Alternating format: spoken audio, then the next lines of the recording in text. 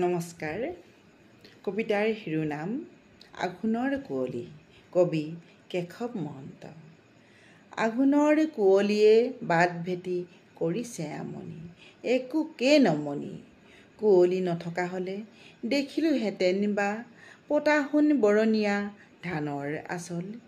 দেখিলোহেঁতেন বা লিহিৰি লিহিৰি ঢেৰ আঙুলিয়ে মুঠি মৰা কেচ কেচ চিকমিক খৰ কাচিবোৰ। দেখিলোহেঁতেন বা পতা সোণ পথাৰৰ লঘু পৰিহাসময় হাঁহিবোৰ তেল হালধীয়া।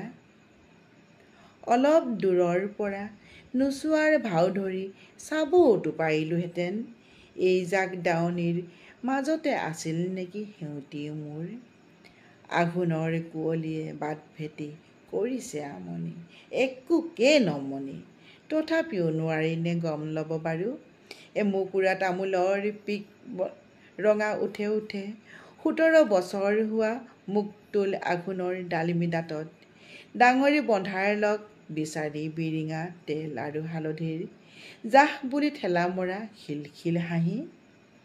আঘোণৰ কুঁৱলীয়ে কৰিছে আমনি। আঘোণৰ পথাৰত দাৱনিৰ কাম আছে, মুঠি মুঠি কাচি ডাঙৰি ডাঙৰি।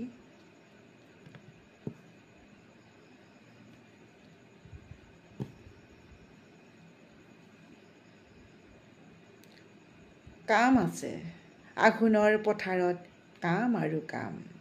আঘোণৰ আকাশেদি কোনোবা বিললে মন কাহি বন হাঁহ জাকি মাৰি গ'ল। আঘোণৰ আকাশত উৰুলিৰ ৰাগী আছে, ৰাগী আছে। আঘোণৰ আকাশত ৰাগী আৰু ৰাগী। আঘোণৰ বাটটোহে কুঁৱলীৰে ঢকা, মন হাঁহ খেদি খেদি বন শেষ হ'ল। আঘোণৰ কুঁৱলীয়ে বাট ভেটি ল'লে। বৌদেউ, আপুনি যে কৈছিল সেউতীৰ কথা, মোৰ কথা সেউতীক কৈছিলে জানো? আঘোণৰ কুঁৱলীত ধানলি লুকালে, আঘোণৰ কুঁৱলীয়ে দাৱনি ঢাকিলে। আঘোণৰ কুঁৱলীতে সেউতী হেৰালে, ডাঙৰি বান্ধিম বুলি তৰাজৰী তোলাতে থাকিল। ধন্যবাদ।